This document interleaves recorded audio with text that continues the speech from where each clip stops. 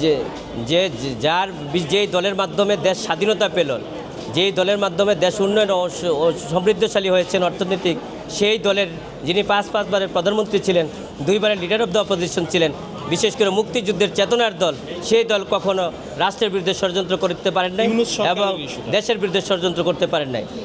গত যে 18 মাস সরকার পরিচালিত হয়েছিল, এই সরকারটা দেখেছেন আপনারা যে এক মবের সরকার ছিল, যেখানে গণতন্ত্র ছিল না, আইনের শাসন ছিল না, ন্যায় বিচার ছিল না, যেখানে একটা জঙ্গি রাষ্ট্র ছিল 18 মাসে তারা পরিণত করেছিলেন। কিন্তু সেটার বিরুদ্ধে প্রাক্তন প্রধানমন্ত্রী কথা বলেছিলেন, দেশের বিরুদ্ধে বা রাষ্ট্রদ্রোহিতা কোনো ষড়যন্ত্রের কথা বলেন নাই।